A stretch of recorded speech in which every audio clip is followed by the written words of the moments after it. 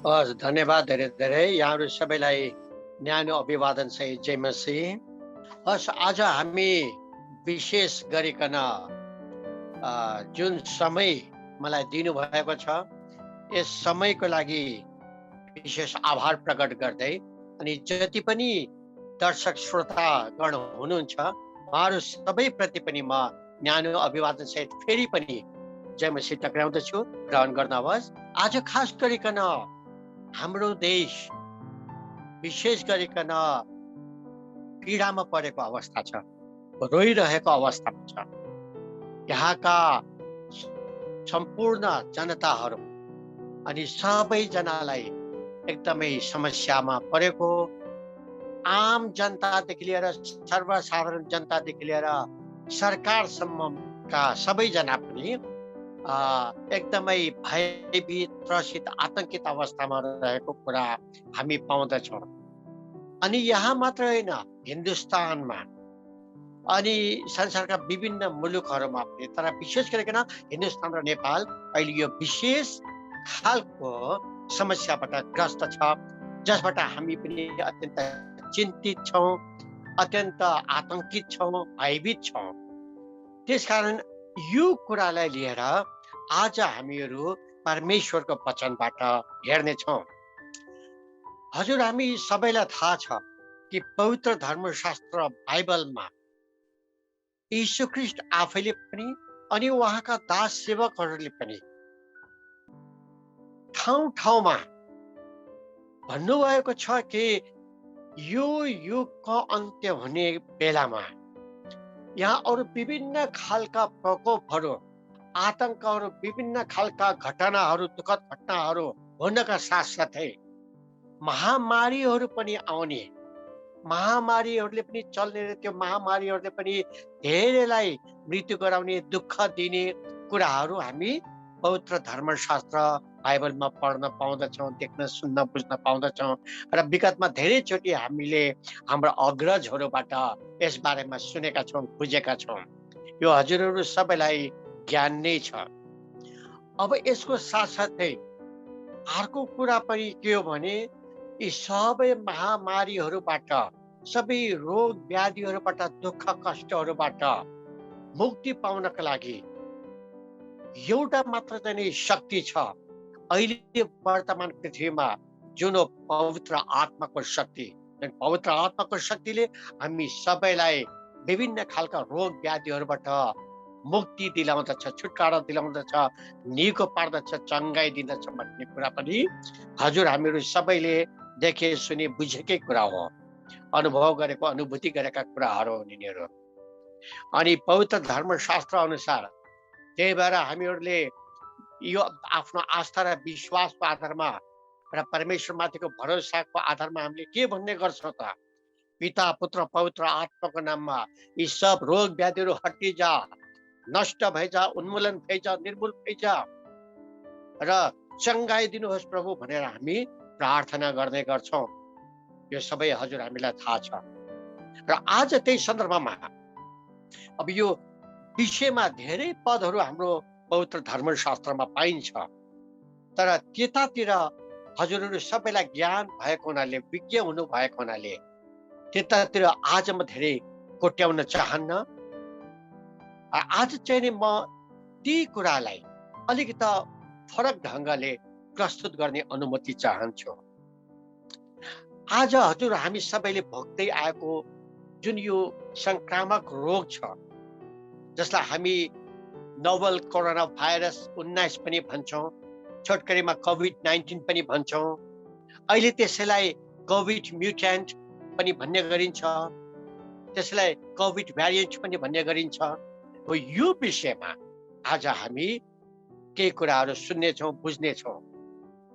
सबभन्दा पहिला त म यो एकदमै छोटकरीमा, यो एकदमै मेडिकल टर्मिनोलोजीहरूलाई लिएर एकदमै त्यसको गहिराइमा, यो चिकित्सा शास्त्रको सैद्धान्तिक, व्यवहारिक, त्यसको गहिराइमा, व्यापकतामा गएर होइन कि एकदमै सतही ढङ्गले सरल भाषामा सबैले बुझ्ने हिसाबले केही कुराहरू बताउने अनुमति चाहन्छु।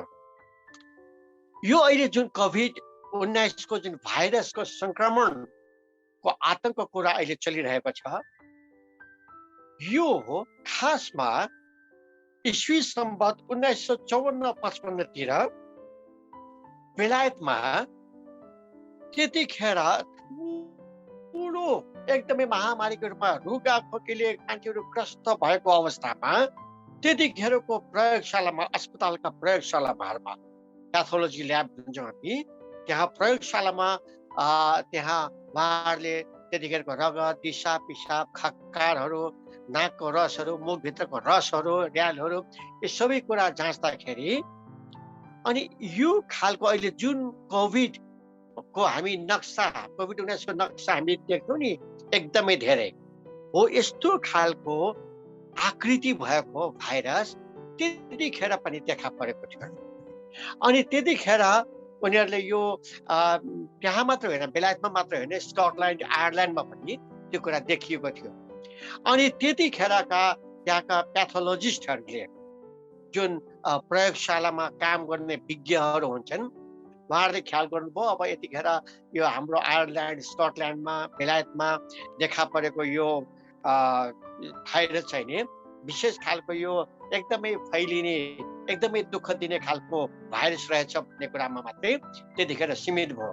तर त्यहाँ एकजना त्यो टिममा, त्यहाँको जहाँ बेलायतको एउटा टिममा एकजना हुनुहुन्थ्यो, चेलीबेटी छोरी मान्छे, उहाँ चाहिँ नि त्यहाँको एउटा सहायक हुनुहुन्थ्यो, सहायक कर्मचारी, जसले त्यहाँको प्याथोलोजिस्ट जुन विज्ञहरू हुनुहुन्थ्यो प्रयोगशालाका, उहाँहरूलाई मद्दत गर्नुहुन्थ्यो। त्यहाँ जुन स्याम्पलहरू, नमुनाहरू आउँथे, ती नमुनाहरूलाई चाहिँ ठिक तहले मिलाउने अनि धोइ खाली गर्ने, सहयोग गर्ने थोरै पढ्नु भएको थियो। त्यो धेरै विज्ञ हुनुहुन्थ्यो नि त्यो चेलीबेटी। अनि उहाँले जुन विज्ञहरूले देखेका कुराहरू, विज्ञहरूले नोट गरेका कुराहरू उहाँले पनि आफैले अध्ययन पनि गर्नुहुन्थ्यो पछि आफ्नो फुर्सदको समयमा। अनि त्यो गर्ने क्रममा पछि उहाँले विशेष जोड दिएर, विशेष रुचि भएर, लगाउ भएर त्यो छोरी मान्छेले पछि हेर्दै हेर्दै जाँदाखेरि त जति ठाउँबाट रुगा खोकीका बिरामीहरूको ती स्याम्पलहरू, नमुनाहरू ल्याइयो, ती सबै जाँच्दाखेरि त सबैको त्यो भाइरसको स्वरूप, जुन आकृति बनावट छ, त्यो लगभग सबैको उस्तै देखियो। अनि त्यहाँ के देख्यो भने जुन भाइरसको बाहिरी आवरण हुन्छ, जहाँ प्रोटिनका कुराहरू हुन्छन्, आवरण हुन्छ बाहिरी सतह, अनि त्यसमाथि फेरि त्यतिखेरको त्यहाँको चलन अनुसार राजा रानीहरूले लगाउने जुन मुकुट हुन्छ, त्यो मुकुटमा जुन खालको आकारहरू निस्केको हुन्छ, त्यस्तो आकार भएको यो खालको भाइरसको बाहिरी आवरणको बाहिरपट्टि देखियो, यानि मुकुटमा भएको जस्तो आकृतिहरू देखियो। त्यसकारण त्यो मुकुटलाई त उनीहरूले, बेलायतीहरूले के भन्थे, उनीहरूको भाषामा क्राउन भन्थे।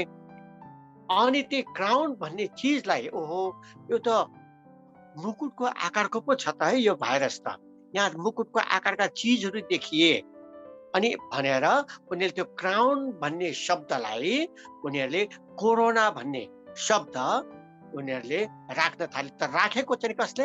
सबभन्दा पहिले यो छोरी मान्छे, जुन चेलीबेटी त्यहाँ हुनुहुन्थ्यो कार्यालय सहायकको रूपमा, उनले त्यो नाम दिएकी हुन्, कोरोना भनेर। अनि केही समय काम गरेपछि उनले धेरै त्यसमा चाहिँ आफ्नो बेग्लै स्व अध्ययन गरेपछि अनि गर्दा त्यसमा उनले केही सिक्ने, बुझ्ने, राम्रोसँग ज्ञान हासिल गर्ने मौका पाइन्। त्यसपछि केही वर्षपछि उनी फेरि क्यानाडा गइन्। अनि क्यानाडामा उनले फेरि अलिक राम्रोसँग काम गर्ने, त्यसबारेमा अध्ययन गर्ने कुराहरू अलिक बढ्न थाल्यो। अनि उहाँको बिहा पनि भयो त्यसपछि। अनि त्यसको केही वर्षपछि फेरि त्यहाँ पनि हेर्दाखेरि क्यानाडामा पनि जति पनि रोगखोकी लागेका थिए, उनीहरूको यस्तो खालको नमुनाहरू जाँच्दाखेरि, नाकभित्रको अनि मुखभित्रको रसहरू जाँच्दाखेरि, र्यालहरू जाँच्दाखेरि त्यस्ता खालको जुन बेलायतमा स्कटल्यान्ड आइरिसहरूको देखिएको थियो, त्यस्तै त्यहाँ पनि देखियो। अनि उनले पक्का गरिन् कि अब यो मैले जुन नाम राखेको छु, क्राउन जस्तो देखिने, जुन कोरोना भनेर नाम राखेको छु, यो खालको विशेष खालको भाइरस रहेछ, विषाणु, जीवाणु रहेछ भन्ने कुरा उनी पक्की भइन्। त्यसपछि उनले फेरि केही वर्षपछि फेरि बेलायतमा फर्किन्। बेलायतमा आएर अब उनले अझ आफ्नो केही अध्ययनहरू पनि, प्रयोगहरू पनि व्यवहारिक पक्ष पनि उनको ज्ञानको कुराहरू पनि यो प्रविधि विधिको बारेमा पनि केही बढेको हुनाले उनले त्यसमा विशेष अध्ययन मनन गरेर अनि त्यसमा चासो लिएर उनले अब औपचारिक रूपमा नै त्यस बारेमा एउटा उनले आफ्नो खालको आलेख तयार गर्नुभयो। अनि आलेख तयार गरेपछि त्यसलाई उहाँले आफ्नो खास त्यहाँको वैधानिक कानुनी आधिकारिक जुन निकाय हो, त्यहाँको विश्वविद्यालय, त्यहाँको मेडिकल काउन्सिल त्यहाँ प्रस्तुत गर्नुभयो। र यो खालको भाइरस जुन देखियो, जीव विषाणु, यसको नाम कोरोना भनेर मैले राखेको छु। यसलाई कोरोना भनौँ र यसले यस्तो खालको रुगाखोकीको लक्षणहरू देखाउँछ है भनेर उहाँले भन्नुभयो र लिखित प्रस्ताव पेश गर्नुभयो। तर त्यतिखेरको बेलायतको स्कटल्यान्ड, आयरल्यान्ड अनि क्यानाडामा पनि कुनै पनि आधिकारिक संस्थाले, शैक्षिक संस्थाहरूले या परिषदले, मेडिकल परिषदले, चिकित्सा परिषदले उहाँको त्यो प्रस्तावलाई अनुमति दिएन, व्यवस्था गरिदियो, उहाँको प्रस्तावहरू ठुक्राइदियो। तरै पनि उहाँले हिम्मत हार्नु भनेर त्यसमा सङ्घर्ष गर्दै गर्नुभयो। त्यसमा थप उहाँको अध्ययनहरूलाई बढाउँदै लानुभयो र उहाँ पछि गएर एकदमै पक्का हुनुभयो। यसको नाम कोरोना नै अब राख्ने हो, यसको विशेषता यो हो, यसका लक्षण चिन्हहरू यो हुनेछन् र यो विशेष खालको चाहिँ हो। यो खालको चाहिँ विषाणु भाइरस लाग्दाखेरि मान्छेलाई यो सामान्य रुगाखोकी होइन, अलिक विशेष खालको धेरै दुःख दिने र चाँडै जतासुकै फैलिने खालको रुगाखोकी कडा खालको लाग्दो रहेछ र यसले मान्छेलाई मृत्युसम्म पुर्याउँदो रहेछ भन्ने कुरा पक्की भयो। र उनले सङ्घर्ष गर्दा गर्दा अन्त्यमा इस्वी सम्बत 1965 गएर बेलायतको मेडिकल काउन्सिलले, बेलायतको विश्वविद्यालयले बल्ल उनको त्यो प्रस्तावलाई उनीहरूले बल्ल उनको त्यो मूल्य मान्यता जुन थियो त्यसलाई उनीहरूले बल्ल पारित गरे र बल्ल उनको कुराहरूलाई उनीहरूले स्वीकार गरे, स्वीकृत गरे अनि उनको कुरा एप्रुभ भयो। त्यहाँबाट यो भाइरसको नाम आधिकारिक रूपमा कोरोना भनेर रहन गयो। अनि त्यसपछि त्यो त्यस्तै खालको चिजहरू फ्रान्समा देखियो, स्पेनमा देखियो, अनि हल्यान्डमा जुन हामी नेदरल्यान्डहरू भन्छौँ, बेल्जियमहरू भन्छौँ, जर्मनी भन्छौँ, यी विभिन्न मुलुकहरूमा देखियो, स्पेनमा देखियो, फ्रान्समा देखियो। अनि धेरै पछि आएर फेरि त्यही चिज अफ्रिकामा देखियो। धेरै पछि यो हजुर हामीहरूलाई पनि थाहा छ यो कुरा। अनि अफ्रिकामा आएर देख्दाखेरि बाहिरको स्वरूप, संरचना, आकार उस्तै देखिने अनि त्यसको लक्षणहरू पनि उस्तै देखिने, मान्छेहरू धमाधम मर्ने पनि तुरुन्त राम्रोसँग उपचार नपाउँदाखेरि सबै मान्छेहरू अन्त्यमा सास फेर्नै गाह्रो भएर मर्ने, अनि त्यो देखियो। अनि त्यो चिज फेरि कुनै बेला फेरि त्यसपछि इजरायलमा देखियो। अनि त्यसपछि हाम्रो पूर्वतिर सिङ्गापुर, हङकङ, यो पूर्वी एसियातिर पनि देखियो। अनि त्यही चिज पनि पछि आएर फेरि 2000 इस्वी सम्बत 2019मा चीनको वुहानमा पनि देखा पर्यो। त यो जुन भाइरस चाहिँ बेग्लै ठाउँमा जसरी देखियो अनि प्रत्येक ठाउँमा देखिँदाखेरि त्यसको बाहिरको स्वरूप, संरचनामा पनि केही परिमार्जन भएको, केही परिष्कृत भएको र त्यसले जुन त्यो असङ्क्रमणहरू हुन्छ मान्छेहरूलाई, तब त्यो भएका मान्छेहरूलाई पनि जुन लक्षण र चिन्हहरू, रोगका लक्षण चिन्हहरू देखिन्थे मान्छेहरूमा, उनीहरू पनि अलिक बेग्लै खालको, पहिलाको भन्दा अलिक बेग्लै खालको लक्षण देखिने, पहिलाको भन्दा अलिक बेग्लै खालको चिन्हहरू देखिने। अनि यसको आकृतिमा पनि, स्वरूप संरचनामा पनि थोरै हल्का फुल्का अलिकति फरकपना, अलिक परिवर्तनशील, परिवर्त्य रूप चाहिँ देखिन थाल्यो। अनि त्यसलाई त्यही चिजलाई आखिरी अफ्रिकामा इबोला भनियो, त्यसपछि चाहिँ त्यो के भन्छ मर्ज भनियो, उतातिर आउँदाखेरि अनि पूर्वतिर आउँदाखेरि सार्स भनियो। अनि त्यही चिजलाई जब चीनको वुहानमा अब यो 2019मा देखा पर्यो, त्यसलाई के भनियो, नोभल कोरोना भाइरस डिसेम्बर 19 भनेर त्यसको नामाकरण गरियो। अनि त्यसलाई छोटकरीमा कोभिड-19 भनेर भन्न थाल्यो। किनकि कोरोना भाइरस डिसेम्बर महिनामा देखियो भन्नाले 19 भनेर भन्न थाल्यो।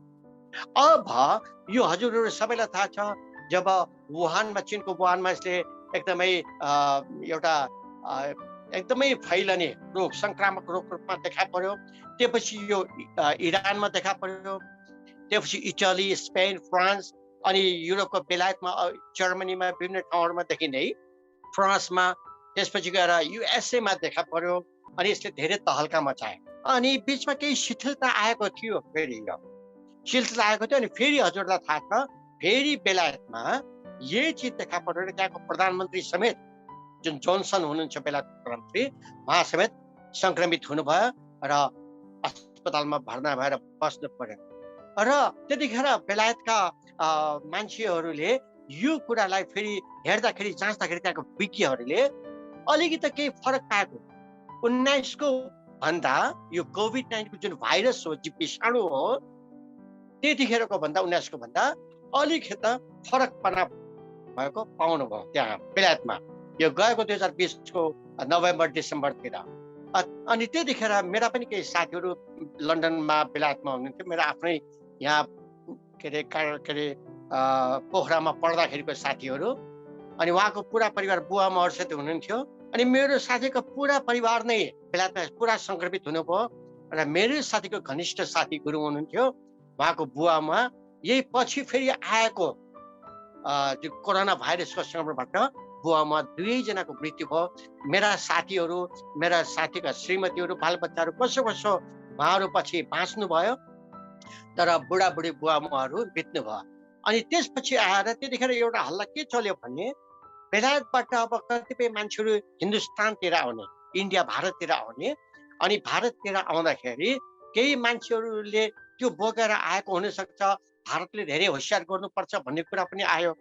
अर्कोतिर गएर फेरि भारतबाट धेरै मान्छेहरू यहाँको आवागमन खुल्ला भएको, पारवहन खुल्ला भएको हुनाले फेरि कैयन मान्छेहरू यता पनि त्यत्तिकै आउने हुनाले नेपालमा पनि यसको एकदमै जोखिम छ भनेर अरू सामान्य हल्लाको त कुरै छोडौँ, विश्व स्वास्थ्य सङ्गठनले समेत भनेको थियो नेपालमा र हिन्दुस्तानमा भविष्यमा यो खतरा रूपमा मौलाउन सक्छ, आउन सक्छ, धेरै दुःख पाउन सक्छन्, धेरै नराम्रो हुन सक्छ भनेर त विश्व स्वास्थ्य सङ्गठनले पनि बेलेमा भनेको थियो, यो सतर्क गराएको थियो, सचेत गराएको थियो।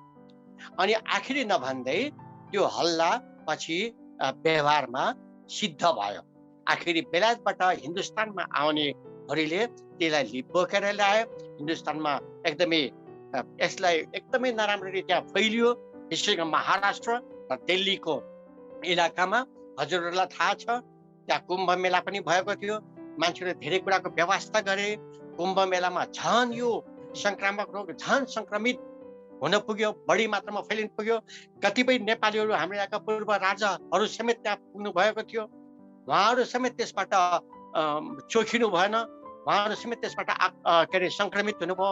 त्यसैले यो हिसाबले फेरि नेपालमा पनि हाम्रो खुला सिमाना भएको हुनाले यहाँ पनि आयो। अब नेपालमा चाहिँ नि हाम्रो काठमाडौँ उपत्यकामा र रूपन्देही, कपिलवस्तु, बाँके, बर्दिया, कैलाली, कञ्चनपुर र मुख्य गरिकन बाँकेमा, कैलाली, कञ्चनपुरमा यसले एकदमै तहल्का मचाएको छ। यो कोभिड-19 को कहरले त्यहाँ एकदमै मानिसहरू पीडित छन्। अनि मैले त्यहाँ खबर पाइरहेको छु, त्यहाँका आज 4-5 दिन मात्रै भयो हाम्रो कोलपेटका पास्टरको बुवा समेत उहाँको मृत्यु भएको छ, अरू 1-2 जनाको मृत्यु भएको कुरा पनि, प्रभुमा सुत्नु भएको कुरा पनि हामीले सुन्दै आएका छौँ। त यो कुरा छ।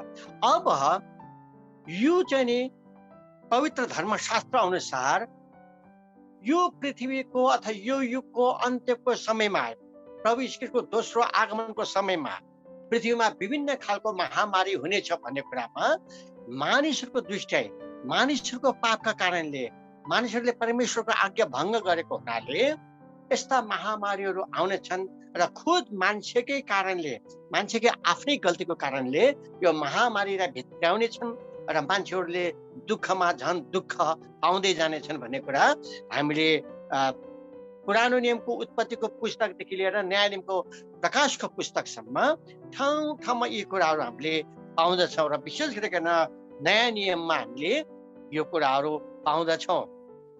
अब आयो, यति भइसकेपछि यो कुरा हामीलाई थाहा हुँदा हुँदै अब हामीहरू योबाट कसरी बस्ने हो त भन्ने कुरा एउटा पाटो छ। बस्ने उपाय कसरी, यसको रोकथाम कसरी गर्ने भन्ने एउटा उपाय छ, यसको उपचार कसरी गर्ने भन्ने अर्को उपाय छ। अब आज म त्यो रोकथाम गर्ने, बस्ने उपाय अनि उपचारकोतिर आज म जान्दिनँ। म अब पवित्र धर्मशास्त्रतिर जान्दछु कि अब यो अहिलेको जुन कोरोनाको कहर छ, यसबाट हामीहरू कतिपय भयभीत भएका छौँ, आतंकित भएका छौँ, आक्रान्त भएका छौँ। अब यसबाट बस्ने र यो महामारीलाई निर्मूल पार्ने, उन्मूलन पार्ने त्यो शक्ति र सामर्थ्य कसमा छ त भन्ने कुरातिर अब हामी जाँदछौँ। हजुर, हामीहरू जतिले पिता, पुत्र, पवित्र आत्मामाथि, परमेश्वर पिता यहोवा, जीवित पुत्र प्रभु येशू ख्रीष्ट पवित्र आत्मामाथि जति हामीले उहाँमाथि विश्वास गर्छौँ, आस्था राख्छौँ, भरोसा गर्छौँ, हामीहरू सबैका लागि अब यसबाट बस्ने उपाय हाम्रो धर्मशास्त्र अनुसार, आत्मिकी उपाय, आत्मिकी बाटो अनुसार के हो त भन्ने कुरा म आजको यस खण्डमा, अब यो समयमा म अगाडि बढ्न चाहन्छु। अब हामीले अहिले चाहिँ नि यति देखिसकेपछि अब हामीहरूको एउटै मात्रै आधार भनेको पिता, पुत्र, पवित्र आत्मा हो, प्रभु यीशु ख्रीष्ट। अनि हजुर, हामी सबैलाई थाहा छ अहिलेको यो महामारी संक्रमणबाट बस्नलाई, हाम्रो आत्मिकी रूपमा हामी बलियो हुनलाई, आत्मिक रूपमा हाम्रो आत्मबल बढाउनलाई, हाम्रो चाहिँ मानसिकताको मनोबल बढाउनको लागि एउटा मात्रै एकदमै ठोस उपाय भनेको पवित्र धर्मशास्त्र बाइबलमा लेखिएका कुराहरूलाई अवलम्बन गर्नु, पालन गर्नु नै हो। त्यसकारण पवित्र धर्मशास्त्रमा लेखिएको छ कि यो महामारीबाट पनि, यो सबै रोग व्याधिहरूबाट पनि छुटकारा दिने, मुक्ति दिने, हजुरहरू सबैलाई थाहा छ यीशु ख्रीष्ट आफैले पनि कतिपय रोगीहरूलाई निको पार्नुभयो। आफैले पनि त्यो शक्ति र सामर्थ्य उहाँमा छ। अनि उहाँ स्वर्गमा उक्ली जानु भएपछि फेरि उहाँका चेलाहरूले, अनि चेलाका पनि चेलाहरूले र अहिलेसम्म आउँदाखेरि पनि थुप्रै चेलाका चेलाहरूले, उहाँका दास दासी छोराछोरीहरूले विभिन्न रोगहरूबाट प्रार्थना गरेर, घोषणा गरेर, दाबी गरेर विभिन्न किसिमका रोगहरूबाट छुटकारा दिने, चङ्गाई दिने, मुक्ति दिने, उद्धार गर्ने कुराहरू भइराखेको छ। अनि त्यति मात्र होइन, यीशु ख्रीष्ट आफैले रोगको विरुद्धमा मात्रै उहाँहरूले आवाज उठाउनु भएन, त्यो कुरा रोगबाट निको हुनुको साथसाथै सबै खालका पापहरूबाट पनि छुटकारा पाउनु पर्ने कुरामा प्रभु यीशु ख्रीष्ट आफैले जोड दिनुभयो र उहाँका चेलाहरूले पनि त्यो कुरामा जोड दिएको हामी पवित्र धर्मशास्त्र बाइबलमा पाउँदछौँ। त्यसैले आज हामी जति पनि खास गरेर नेपाली इसाई दाजुभाइ, दिदीबहिनी, बुवा उमाहरू जो जति हुनुहुन्छ, हामीहरू त्यति धेरै साह्रो भयभीत, एकदमै साह्रो आतंकित, त्रसित हुनुपर्ने कुरा छैन। मुख्य कुरा पवित्र धर्मशास्त्र बाइबलको आधारमा परमेश्वरको डर भय मानेर, उहाँप्रति आस्था र विश्वास राखेर, उहाँमाथि भर परेर हामीले काम र कुराहरू गर्यौँ, सोच्यौँ भने त्यसरी हाम्रो आत्मबल र मनोबल बढ्दछ। अनि त्यसरी हाम्रो शरीरमा भएको जुन रोगका विरुद्धमा यो कोभिड-19, अब अहिले त्यसलाई भ्यारिएन्ट पनि भन्छौँ, किनभने 19 को भन्दा अलिक फरक खालको, अलिक परिवर्तनशील खालको अहिले कोभिड अहिलेको 21 भइसक्यो, त्यो देखिन्छ। अनि म्युटेन्ट र भ्यारिएन्ट भनेको अलिक फरक खालको, अलिक परिवर्तन स्वरूप र रूप आकारमा, त्यसका लक्षणहरूमा त्यो देखिन्छ भनेको अलिक फरक खालको। अब पहिला बुढाबुढीहरूलाई पछाडि च्याप्थ्यो, दमका रोगीहरूलाई पछाडि च्याप्थ्यो, श्वास प्रश्वास रोगका रोगीहरूलाई भने अहिले बालबच्चाहरूलाई पनि अहिले च्याप्दछ, जवानहरूलाई पनि अहिले च्यापिरहेको छ। पहिलाको भन्दा अझ कडा किसिमले आएको छ भन्ने अर्थ लाग्छ यो भ्यारिएन्ट र म्युटेन्ट भन्ने शब्द जुन प्रयोग गरिएको छ। तर यी सबैबाट हामीलाई मुक्ति दिने, छुटकारा दिने के हो त? यीशु ख्रीष्टद्वारा, पिता, पुत्र, पवित्र आत्माद्वारा। र अहिले यतिखेर त पवित्र आत्मा हजुर हामी सबैसँग हुनुहुन्छ। पवित्र आत्माले नै त्यो हामीलाई ज्ञान, बुद्धि, विवेक दिनुहुन्छ, त्यो शक्ति र सामर्थ्य दिनुहुन्छ। त्यो हिसाबले हामीहरू यसबाट बच्न सक्छौँ, अरूलाई पनि बचाउन सक्छौँ, बस्ने उपायहरू बताउन सक्छौँ, बस्ने काम कुराहरूमा सहयोग गर्न सक्छौँ र अनि हरेक कुरामा हामीहरू अगाडि बढेर त्यसबाट हामीले साँच्चै नै एउटा असल साक्षी र गवाही बन्न सक्छौँ भन्ने कुरा नै आज यस पवित्र धर्मशास्त्रबाट हामीले थाहा पाउँदछौँ। अब यतिखेर पवित्र आत्मा हजुर हाम्रो बिचमा हुनुहुन्छ र हामीले एउटा मुख्य गरिकन सोच्ने सम्झने कुरा के हो भने परमेश्वरले पहिला पनि इस्राएलीहरूले जब गल्ती गर्ने, पाप अपराधहरू गरे, उनीहरूले गर्दाखेरि मूसालाई के आज्ञा दिनुभयो? तैँले एउटा ठड्या एउटा खाँबो, अनि यो त्यसमाथि फेरि एउटा तेर्सो घर, तेर्स्याइदे एउटा छड लाठी, अनि त्यसमा एउटा पित्तलको सर्प बनाएर माथि झुन्डाइदिए। अनि जतिजनाले त्यसलाई हेर्दछन् तिनीहरू निको हुनेछन्, तिनीहरू बाँच्नेछन्। जसले विश्वास गर्दैन, हेर्दैन, तिनीहरू मर्नेछन्, तिनीहरूको रोग निको हुँदैन भनेर परमेश्वरले त्यतिखेर मूसालाई आज्ञा गर्नुभएको थियो।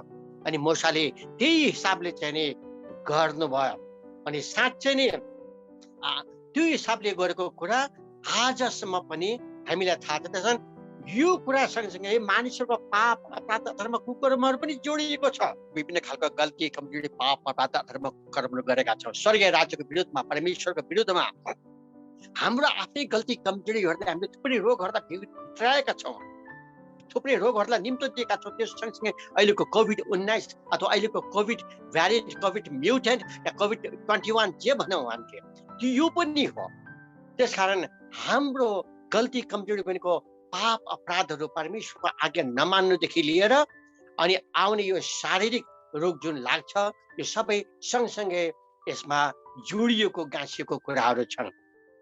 अनि हजुरहरूलाई बताइदिउँ, मूसाको पालामा त्यो लट्ठीमा जुन सर्प झुन्ड्याएको थियो पित्तलको समय, आजसम्म त्यो संसारभरिका मेडिकलहरूमा त्यो चिन्ह आजसम्म प्रयोग हुन्छ। हेर्नुहोस् त, मेडिकलमा एउटा लाठीमा अनि सर्प झुन्ड्याइएको छ, अनि सबै मेडिकलमा त्यो प्रयोग हुन्छ।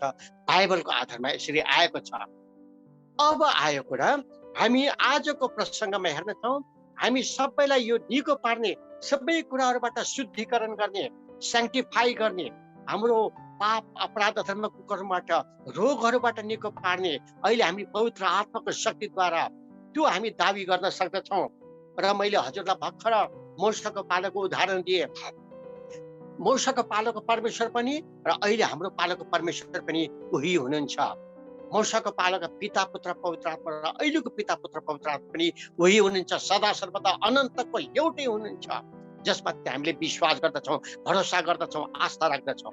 अब त्यसकारण जुन पिता, पुत्र, पवित्र आत्माले हामीले विश्वास गर्दछौँ, त्यसमध्ये एकजना पुत्र प्रभु येशू ख्रीष्टले हामीलाई शुद्धिकरण गर्नका लागि, सबै रोग व्याधिहरूमाथि जित हासिल गर्नलाई अनि मृत्युमाथि पनि जित हासिल गर्न, विजय दिलाउनलाई, हामीलाई शुद्धिकरण गर्नलाई, चोख्याउनलाई, पाप, अपराध, अधर्म, कुकर्मबाट, सबै किसिमका रोगहरूबाट चोख्याउनको लागि उहाँले आफ्नो अमूल्य शक्तिशाली रगत बगाउनु भयो प्रभु येशू ख्रीष्टले।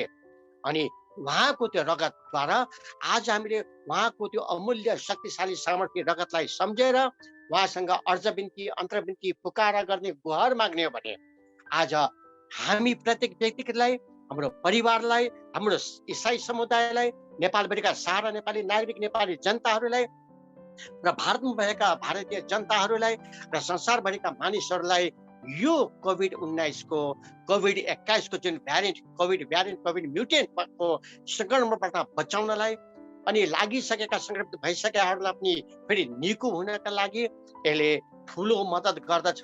हामीलाई उहाँको सहारा त्यतिखेर प्राप्त हुन्छ जब हामी उहाँमाथि आस्था विश्वास राखेर माग्दछौँ र सो बमोजिम उहाँले जे अराउनुहुन्छ सो बमोजिम गर्दछौँ।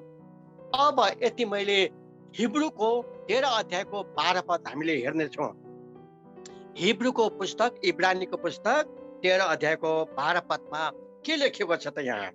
यहाँ लेखेको छ, यसै कारण येशूले पनि आफ्नो रगतद्वारा मानिसहरूलाई पवित्र पार्नका निम्ति मूल ढोका बाहिर दुःख भोग्नु भयो। आमेन।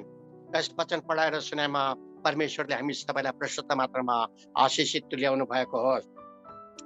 यहाँ देख्दछौँ हामी, यसै कारण यहाँ किटान गरेर भनिएको छ। हिब्रूको यो 13 अध्यायको 12 पदमा किटान गरिएको छ कि येशूले पनि आफ्नो रगतद्वारा मानिसहरूलाई पवित्र पार्नको लागि। हजुर, हामी सबैजना हाम्रा पाप, अपराध, धर्म, कुकर्महरूबाट, हाम्रा गल्ती कमजोरीहरूबाट शुद्ध हुनलाई, चोख्याइनलाई, पवित्र पारिनलाई र हामीलाई लागेका रोगहरूबाट पनि मुक्ति दिनका खातिर, रोगबाट चङ्गाई छुटकारा दिनका खातिर यीशु ख्रीष्टले आफ्नो रगत बगाउनु भएको हो। त्यो कुरा हाम्रो पवित्र धर्मशास्त्र बाइबलमा 447 वटा ठाउँमा लेखिएको छ यो कुराहरू। तर आज हाम्रो यो छोटो समयमा मैले 2-4 वटा मात्रै पदहरूलाई पढेर त्यसैलाई बुझाउने कोसिस गर्नेछु पवित्र आत्माको शक्तिद्वारा, पवित्र आत्माको अनुकम्पामा।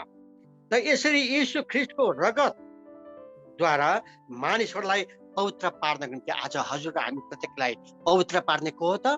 यीशु ख्रीष्टले, उहाँले आफ्नो रगत बहाएर, र उहाँको रगतमा कति शक्ति र सामर्थ्य रहेछ त। अब यहाँ लेखेको छ, अनि मानिसलाई पवित्र पार्नको निम्ति मूल ढकादेखि पाएर दुःख भोग्नु भयो।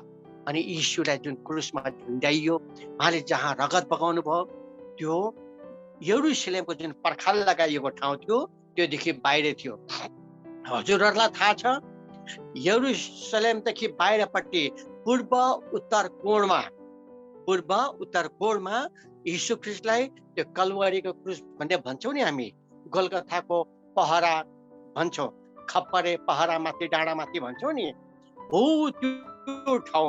त्यो ठाउँलाई नै पहिला त्यो ठाउँमा सुलेमान राजाको पालामा, दाउद राजाको पालामा त्यही ठाउँलाई के भनिन्थ्यो? मोरियाको डाँडा भनेर भनिन्थ्यो। अनि त्यही ठाउँमा हो अब्राहमले इसाकलाई बलि चढाउनलाई तयार हुँदाखेरि त्यहाँ थुमा उपलब्ध गराइदिनु भएको, हगि एउटा थुमा बलि दिनको लागि चोखो थुमा परमेश्वरले उपलब्ध गराइदिनु भयो। त्यही ठाउँ हो जहाँ याकुबले त्यहाँ रातभरि लडाइँ गरेका थिए। त्यही ठाउँ जहाँ ढुङ्गा हालेर याकुब सुत्दाखेरि त्यहीबाट स्वर्ग जाने फराङ्गनी आउने जाने स्वर्गदूत आउने जाने गरिरहेको सपना देखेको त्यहीँनिर हो, त्यही ठाउँमा हो।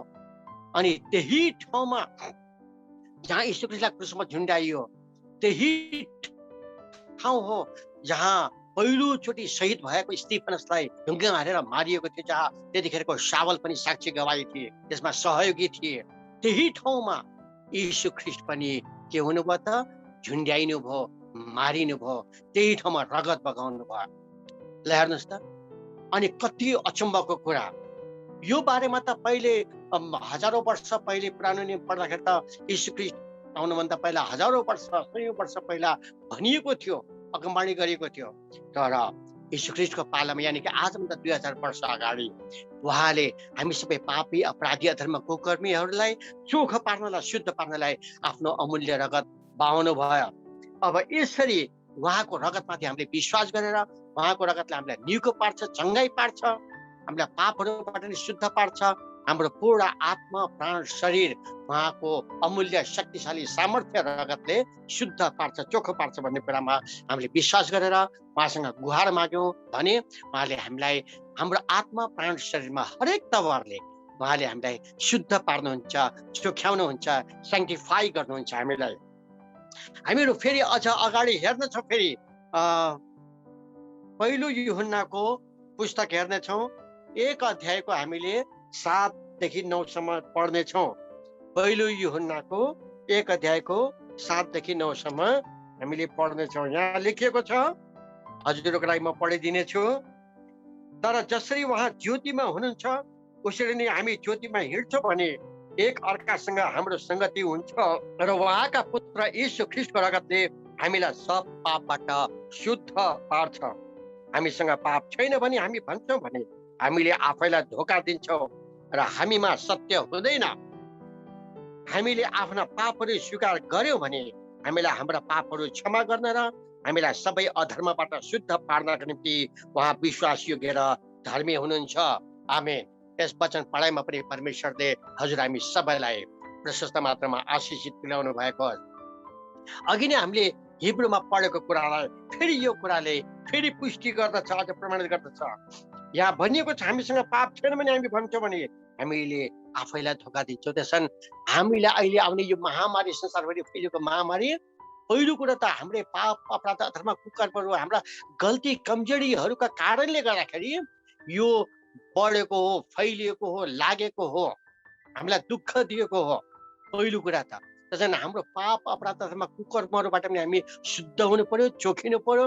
यो पाप, अपराध अथवा कुकर्महरू, गल्ती कमजोरीहरूलाई, यो पोहोर मैलाहरूलाई यीशु ख्रीष्टको त्यो पवित्र शक्तिशाली रगतले चोख्याएर फाल्नु पर्यो। यसलाई हामीलाई माझ्नु पर्यो, चोख्याउनु पर्यो, शुद्ध पार्नु पर्यो।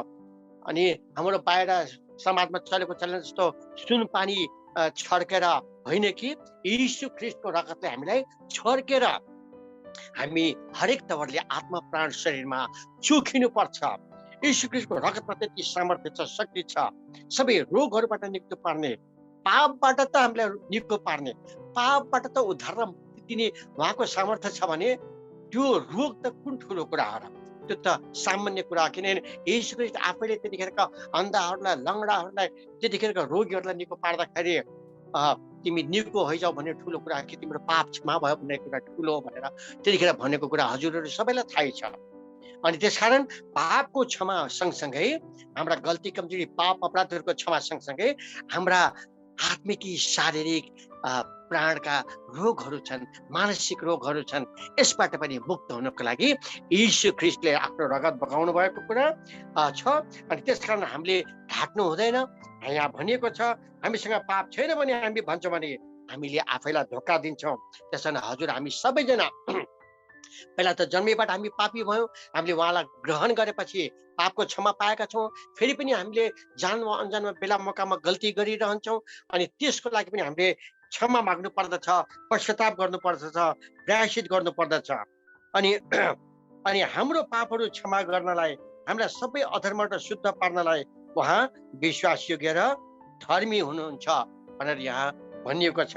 अनि यहाँ भनिएको छ कि यदि हामीले त्यसो हामी पापी अपराधी अधर्मी होइनौँ भनेर हामी भन्छौँ भने हामीले परमेश्वरलाई नै, यीशु ख्रीष्टलाई नै, पिता पुत्र पवित्र आत्मालाई नै हामी झुटो तुल्याउँदछौँ र उहाँको वचन हामीसँग छैन भन्ने कुरामा हामी प्रमाण गर्छौँ। त्यसकारण अर्कोतिर दोष हामी मान्छे जातिहरूको पनि हो, संसारभरिको मान्छे जातिहरूको। र अहिले विशेष गरिकन हामी इसाईहरूको कुरा गर्छौँ र इसाईहरूको पनि यो बुझ्नुपर्ने, जान्नुपर्ने, यसलाई आत्मसात गर्नुपर्ने मुख्य कुरा हो। त्यसकारण हजुरहरूको अगाडि मैले अब यो कुरा बताएँ। अब हामी आजको वचनको लगभग अब हामी अन्तिमतिर जाँदैछौँ।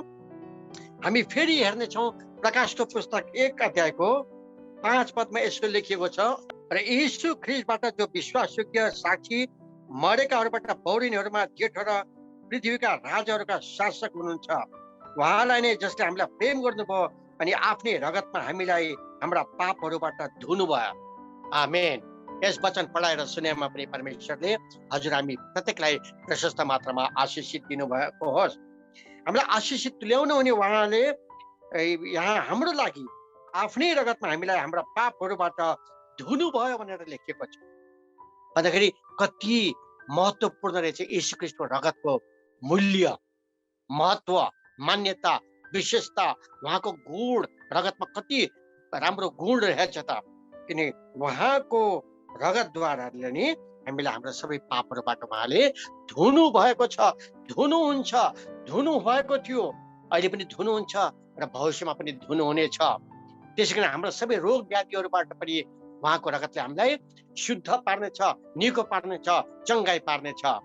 त्यसैले आदि र अन्तसम्मका परमेश्वर एउटै हुनुहुन्थ्यो, उहाँको रगत पनि त्यही एउटै हो।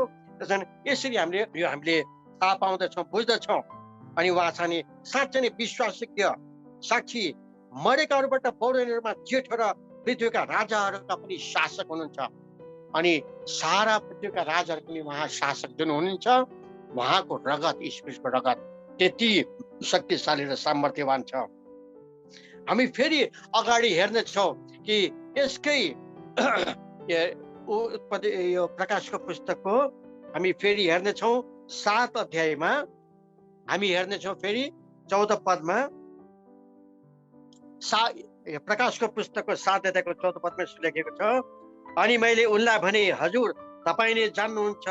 अनि उनले मलाई भने, यिनीहरू ती हुन् जो महासङ्घर्षबाट निस्केर आएका छन्, अनि यिनीहरूले थोमाको रगतमा आफ्ना वस्त्रहरू धोएका छन् र आफ्ना वस्त्रहरू सेता पारेका छन्।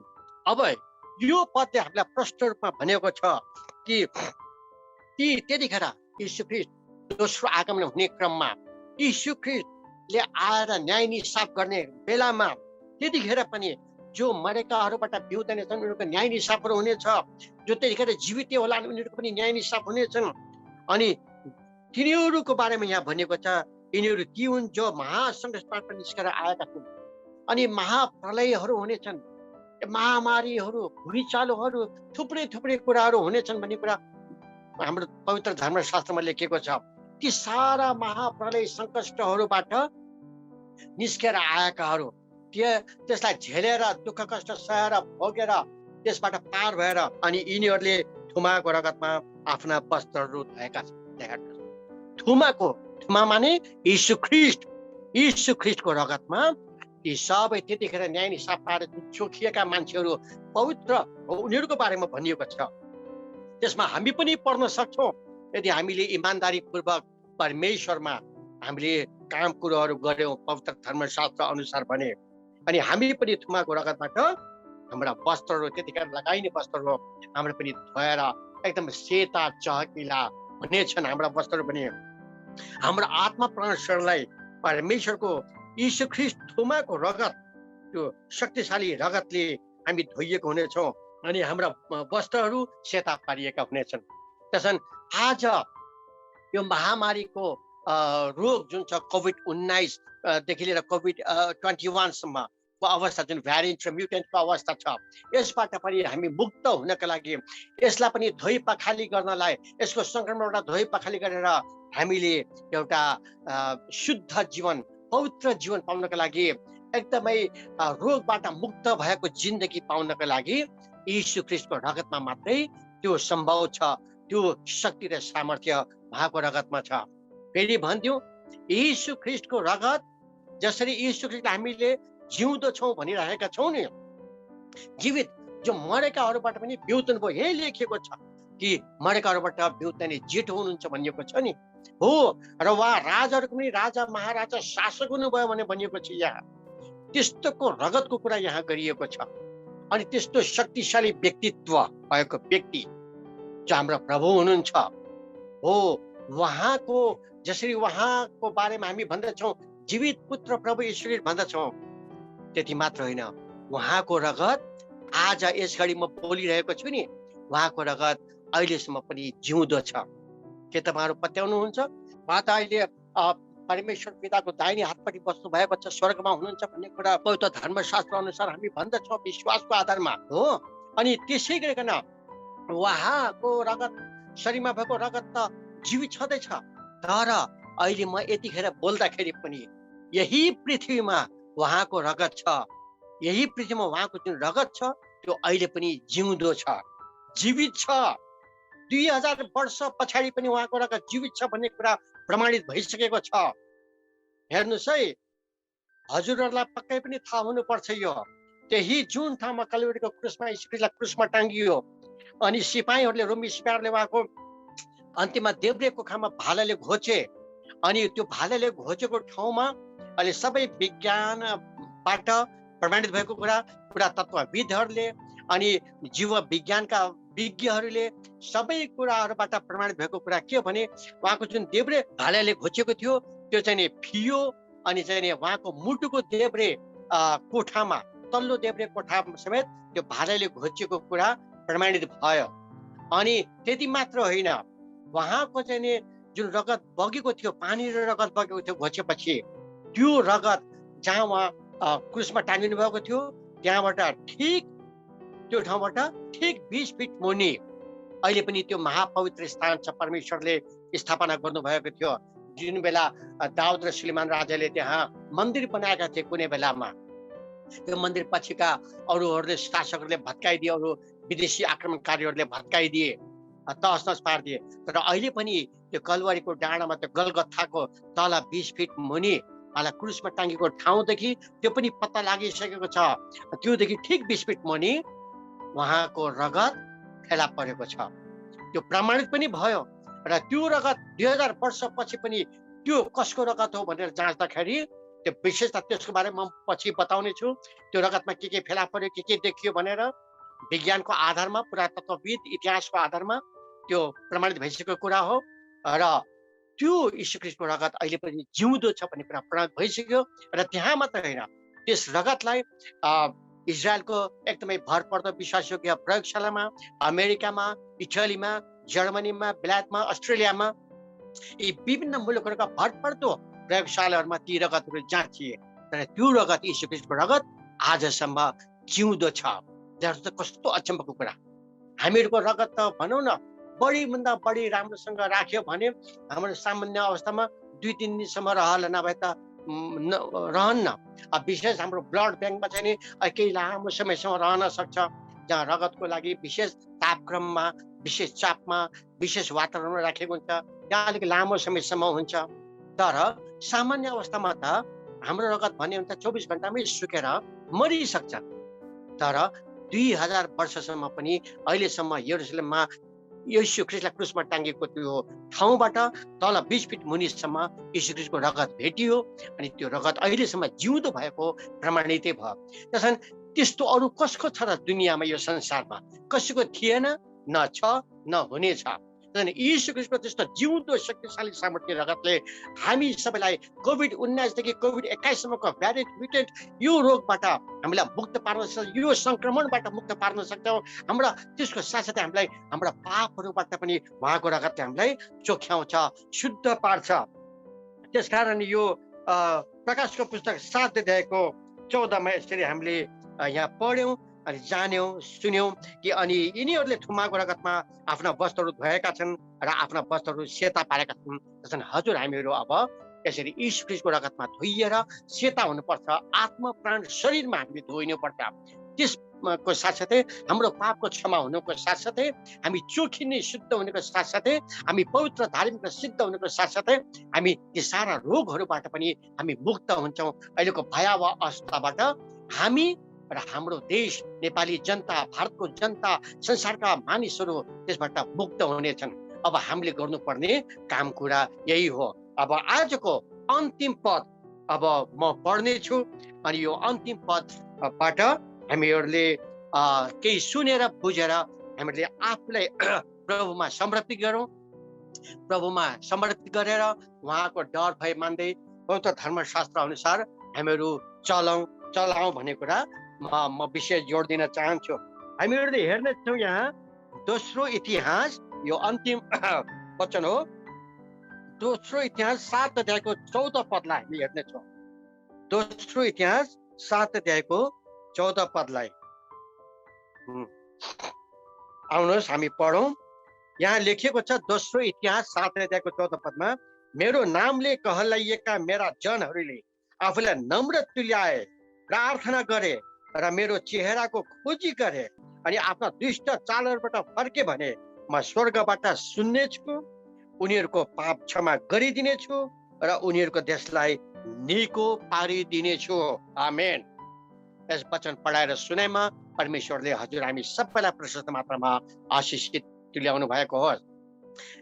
अब हामीले के गर्नु पर्यो त यहाँ प्रश्न लेखिएको छ कि मेरो नामले कहलाएका मेरा जनहरूले भनेको हुन त संसारमा सबै मानिसहरूलाई परमेश्वरले नै सृष्टि गर्नु भएको हो।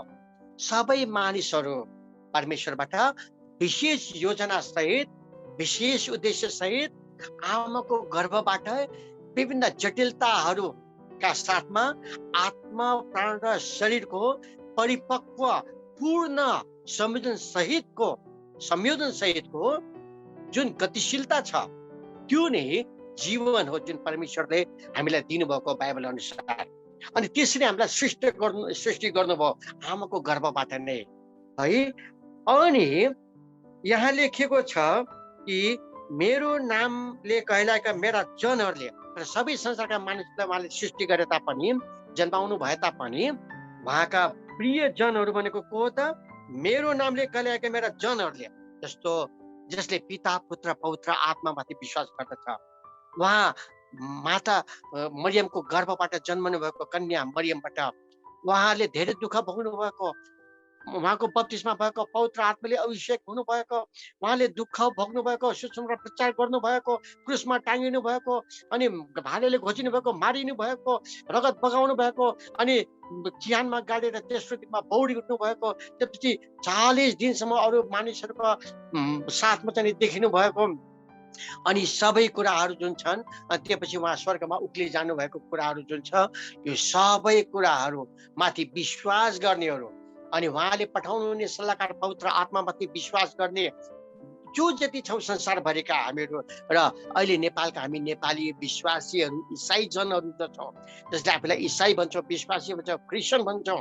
हो, हामीहरूको लागि यहाँ भनिएको छ, मेरो नामले कहल्याएका मेरा जनहरूले, हामी भनेको परमेश्वरका छोराछोरी हौ, ज्योतिका सन्तान हौ, उहाँका दास दासी सेवक सेविका पनि हौ, उहाँका मित्र पनि हौ, हेर्नुहोस्, उहाँका छोराछोरीहरू पनि हो।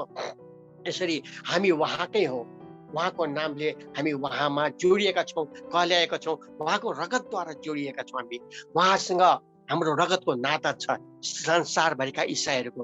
र हाम्रो देशको नेपालको परिप्रेक्ष्यमा हामी नेपाली इसाईहरू पनि उहाँसँग रगतको नाताले जोडिएका छौँ। उहाँले आफ्नो रगत बगाएर हामीलाई किन्नु भएको हो र विशेष खालको रगतको संरचना गरेर हामीलाई उहाँले यो जिन्दगी दिनुभएको छ। त्यसैले हामी उहाँका हौ, उहाँका जनहरू हौँ हामीले। अब उहाँका जनहरूले के गर्नु पर्यो? आफूलाई नम्र तुल्याएर, हेर्नुहोस् है, नम्र तुल्याएर। ल, आज यो भयावह संक्रमण भइरहेको छ कोभिड-19 21 म्युटेन्ट भ्यारिएन्टको, यस बेला हामी नम्र हुन सकेका छौँ कि छैन? हामी सबैले आफैलाई जाँच गरौँ। आफ्नो एकदम विश्वास आस्थाको आधारमा हामीले जाँचौँ, हामी कतिसम्म नम्र हुन सकेका छौँ। यहाँ भनिएको छ, जो नम्र तुल्याए, जसले मेरा जनहरूले आफूलाई नम्र तुल्यायो भने हामी नम्र हुन एकदमै जरुरी रहेछ भन्ने कुरा पवित्र धर्मशास्त्रले हामीलाई कीटाणुका साथमा भन्दछ। नम्र तुल्याए, प्रार्थना गरे, नम्र तुल्याउने, एकदमै दिनहीन हुने, नम्र हुने अनि प्रार्थना गर्ने, एकदम निरन्तर अनवरत जोरदार प्रार्थना गर्ने। अनि त्यसपछि र मेरो चेहराको खोजी गरे, र हामीले के गर्यो? नम्र भएर प्रार्थना गरेर उहाँको चेहरा, उहाँको अनुहारको हामीले खोजी गर्नु पर्यो। उहाँको दर्शन पाउन, उहाँलाई देख्नलाई खोजी गर्नु पर्यो, चाहना गर्नु पर्यो, कोसिस गर्नु पर्यो, त्यो प्रयत्न गर्नु पर्यो। यो खालको कुरा यहाँ लेखेको छ पवित्र धर्मशास्त्रमा। अनि आफ्ना दुष्ट चालहरूबाट फर्के भने, अनि आफ्ना दुष्ट चालहरूबाट, ओ मेरा प्रियहरू, हामीले कतिचोटि जान वा अनजानमा कति गल्ती कमजोरीहरू गरेका छौँ, कति पाप अपराधात्मक कर्महरू गरेका छौँ, कतिचोटि दुष्ट चालहरूमा चलेका छौँ, दुष्ट कुराहरू सोचेका छौँ, हामीहरूले कति दुष्ट कुराहरू बोलेका छौँ, हाम्रो मुखबाट निस्केका छन्, कति दुष्टपूर्ण हावभावहरू शैलीहरू हाम्रा भएका छन्, अनि कति दुष्टपूर्ण व्यवहारहरू कामहरू हामीबाट भएका छन् जानमा अनजानमा, प्रिय हो। त्यसैले त्यस्तो आफ्नो दुष्ट चालहरूबाट फर्के भने भनिएको छ यहाँ। प्रभु स्वयं बोल्नु भएको छ, हामीहरू हाम्रा दुष्ट चालहरूबाट फर्कौँ। अनि दुष्ट चालबाट फर्क्यो भने, नम्र भएर प्रार्थना गरेर उहाँको अनुहार हेर्न खोजेर दुष्ट चालबाट फर्क्यो भने, उहाँ भन्नुहुन्छ, प्रभु परमेश्वरले भन्नुहुन्छ, यहाँ भनिएको छ कि दुष्ट फर्के भने म स्वर्गबाट सुन्नेछु, म स्वर्गबाट सुन्नेछु। यति कुराहरू हामीले गर्नु पर्यो। अनि उहाँले हाम्रो प्रार्थना, हाम्रो आवाज, हाम्रो अन्तर्विन्ती, हाम्रो अर्जविन्ती उहाँले सुन्नुहुनेछ, एकदमै सुन्नुहुनेछ। उहाँले प्रतिज्ञा गर्नुभएको छ, सुन्नुहुनेछ। अनि उनीहरूको पाप क्षमा गरिदिनेछु। त्यसपछि उनीहरू सबै जसले यो काम गर्छन्, उनीहरूको पाप क्षमा गरिदिनेछु। कसको? जसले आफूलाई नम्र तुल्याउँछन्, प्रार्थना गर्छन्, उहाँको अनुहार हेर्न खोज्छन्, कोसिस गर्छन्, अनि आफ्नो दुष्ट चालहरूबाट फर्किन्छन् है। अनि त्यस्ताहरूले गरेको प्रार्थना म सुन्नेछु, उनीहरूले गरेको अर्जविन्ती, अन्तर्विन्ती, आराधनाहरू म सुन्नेछु भनेर उहाँले स्वयं प्रभु परमेश्वरले भन्नुभएको छ यहाँ। र उनीहरूको पाप क्षमा गरिदिनेछु। तपाईँ पुरा क्षमा गरिदिने, पापको क्षमा हुनेको साथसाथै हामीलाई सबै किसिमका यो कोभिड-19 भ्यारिएन्ट, यो म्युटेन्टको यो संक्रमणबाट पनि हामी बच्नेछौँ। उहाँले बचाउनु हुनेछ, उहाँको रगतको सामर्थ्य शक्तिले हामीलाई बचाउनु हुनेछ। र उनीहरूको देशलाई निको पारिदिनेछु। उनीहरूको देशलाई भनेको एउटा देशलाई मात्र होइन, यो आज हाम्रो सन्दर्भमा, हाम्रो प्रसङ्गमा, हाम्रो परिप्रेक्ष्यमा, हाम्रो सापेक्षतामा नेपाल देशलाई, नेपाली जातिलाई उहाँले के गर्नुहुनेछ कि निको पारिदिनेछु। त्यसैले हामी सारा नेपालीहरू यो कोभिड भ्यारिएन्ट म्युटेन्टबाट मुक्त हुनेलाई, निको हुनलाई, यसको संक्रमणबाट निको हुनलाई समग्रमा हाम्रो देश नेपाल देशै निको हुनेलाई समग्र 3 करोड नेपाली जुन नेपाल देशमा छौँ र संसारभरि भएका हाम्रो जुन विशेष गरी हिन्दुस्तानदेखि बर्मासम्म अफगानिस्तान भएका नेपालीहरू छौँ 5 करोड नेपालीहरू अनि संसारभरि भएका 8 करोड नेपालीहरू नेपाली जातिहरू पनि प्रभुमा निको हुनको लागि यो काम गर्नुपर्दछ।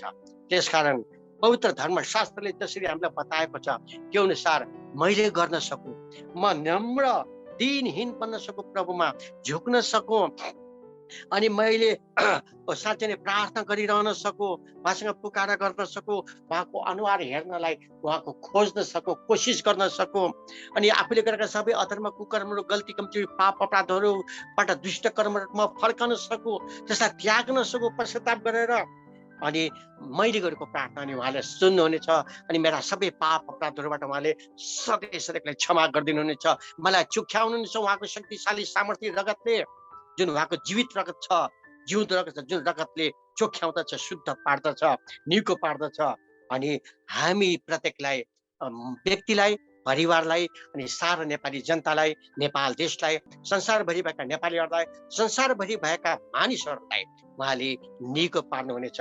र आज उहाँको यो कुरा हामी नेपाली इसाईहरू, नेपाली जनता र नेपाल देशको सापेक्षतामा, सन्दर्भमा, परिप्रेक्ष्यमा यो हाम्रो लागि हो भनेर आजको वचन हामी हजुर सबैले आत्मसात गरेर यही बमोजिम सोच्न, यही बमोजिम बोल्न, यही बमोजिमको हावभाव गर्न र यही बमोजिमको कामहरू गर्न हामीले सुरुवात गरिहालौँ।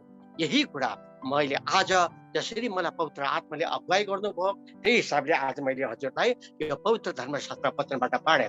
त्यसकारण कोभिड-19 देखि लिएर कोभिड-21 भ्यारिएन्ट म्युटेन्टसम्मको जुन सङ्क्रमण छ, जुन कहर छ, डरलाग्दो अवस्था छ, यसबाट बच्नका लागि एउटा मात्र उपाय भनेको पवित्र धर्मशास्त्रले बताए अनुसार परमेश्वरको डर भए मानेर हामीले गरौँ र सोही बमोजिम गरेपछि उहाँले हाम्रो देशलाई निको पार्नुहुनेछ, सारा नेपालीहरूलाई निको पार्नुहुनेछ। हामी इसाईहरूलाई मात्र होइन सबैलाई निको पार्नुहुनेछ जसले यहाँ लेखे बमोजिम गर्दछन् उनीहरूलाई। आउनुहोस् हामी छोटो प्रार्थना गर्नेछौँ। हाम्रा महान दयालु सर्वशक्तिमान परमेश्वर पिता, हामी तपाईँलाई धन्यवाद चढाउँदछौँ प्रभु। तपाईँ आज हामीसँग बोल्नु भएको छ, यो अमूल्य महत्त्वपूर्ण समय तपाईँले हामीलाई दिनुभएको छ प्रभु। साँच्चै नै प्रभु तपाईँले जुन आफ्नो जीवित रगत बगाउनु भयो प्रभु, जुन तपाईँले शक्तिशाली सामर्थ्य रगत बगाउनु भयो, एकदमै पवित्र पवित्र पवित्र रगत बगाउनु भयो, जुन रगत आजसम्म जीवित छ प्रभु, शक्तिशाली सामर्थ्यवान छ प्रभु। त्यो रगतमा तपाईँको कृपामा, अनुग्रहमा, अनुकम्पामा प्रभु यदि हामी साँच्चै नै हामी नेपालीहरू पनि विनम्र भयौँ, एकदमै नम्र भयौँ, हामीले तपाईँसँग गुहार पुकारा गऱ्यौँ, प्रार्थना गरिरह्यौँ, तपाईँको अनुहारलाई हेर्न, तपाईँको चेहरालाई हेर्न, तपाईँको दर्शन पाउनलाई हामीले कोसिस गरिरह्यौँ र हाम्रा सबै पाप अपराध धर्म कुकर्मबाट गल्ती कमजोरी दुष्ट कर्महरूबाट हामी त्यो सबै कुराहरूलाई त्यागेर त्यसलाई छाडेर हामी तपाईँतिर फर्कन सक्यौँ भने प्रभु त्यसरी तपाईँले हाम्रो आवाज सुन्नुहुन्छ, हाम्रो पुकारा अर्चना सुन्नुहुन्छ, हामीलाई तपाईँले चोख्याउनुहुन्छ, शुद्ध पार्नुहुन्छ, हाम्रो पाप क्षमा गर्नुहुन्छ प्रभु अनि हामीलाई व्यक्तिलाई मात्रै होइन सारा हाम्रो नेपाली जातिलाई, नेपाल देशलाई अनि सारा संसारका मानव जातिलाई तपाईँले निगो पार्नुहुनेछ प्रभु। यो तपाईँको प्रतिज्ञा हो, तपाईँले किटान साथ हामीसँग यो वचन गर्नुभएको छ, यो प्रतिज्ञा गर्नुभएको छ प्रभु। यसको लागि तपाईँलाई हामी हृदयबाट नै धन्यवाद धन्यवाद धन्यवाद चढाउँछौँ। तपाईँको महिमा होस्, स्तुति होस्, प्रशंसा होस्, जय जयकार होस् प्रभु। अनि आज यस्तो खालको आत्मा, यस्तो खालको सोच चिन्तन विचारहरू, बोली शैली व्यवहारहरू तपाईँले हामी प्रत्येक विशेष गरिकन नेपाली इसाईहरूलाई तपाईँले दिनुहोस् अनि सारा अरू नेपाली जातिहरूमा पनि यो भावना तपाईँले हालिदिनुहोस् प्रभु, ताकि उनीहरूले पनि तपाईँ पिता पुत्र पवित्र आत्मालाई चिनुन्, जानुन्, ग्रहण गरून्, तपाईँमा उद्धार र मुक्ति पाउन्, नयाँ र अनन्त जीवन पाउन् र यो नेपाल देश तपाईँमा बाँचेको होस्, निको भएको होस्, सम्पूर्ण नेपाली जातिहरू तपाईँमा निको भएका हुन्, बाँचेको हुन्, प्रत्येक नेपालीहरूको आत्मा प्राण शरीर तपाईँमा बाँचेको होस् प्रभु, प्रत्येक नेपालीहरूले तपाईँमा नयाँ र अनन्त जीवन पाउन सकेका हुन सकन्। त्यसको लागि हामी प्रत्येक नेपाली इसाईहरूलाई तपाईँले चढाउनुहोस्, हामी प्रत्येक नेपाली इसाईहरूले तपाईँको त्यो शक्तिशाली सामर्थ्यवान रगतलाई सम्झेर, तपाईँको दया प्रेम अनुग्रह कृपा र करुणालाई सम्झेर, तपाईँको त्यो महान बलिदानलाई सम्झेर प्रभु, ओ प्रभु तपाईँले भने अनुसार हामीले चल्न सकौँ, गर्न सकौँ, हामी असल साक्षी र गवाई बनेर, तपाईँको असल दास र सेवक बनेर, तपाईँले हराउनु भएको हुकुमहरू, आदेशहरू, निर्देशनहरू हामीले पालन गर्न सकौँ र सोही अनुसार तपाईँको इच्छा पुरा गर्न सकौँ प्रभु। धन्यवाद प्रभु। फेरि पनि हाम्रो देशलाई अनि यो कोभिड-19 को कोभिड भ्यारिएन्टको म्युटेन्टको जुन कहर छ प्रभु, यो सबैलाई तपाईँ प्रभु येशू ख्रीष्टको नाममा हामी इन्कार गर्दछौँ प्रभु।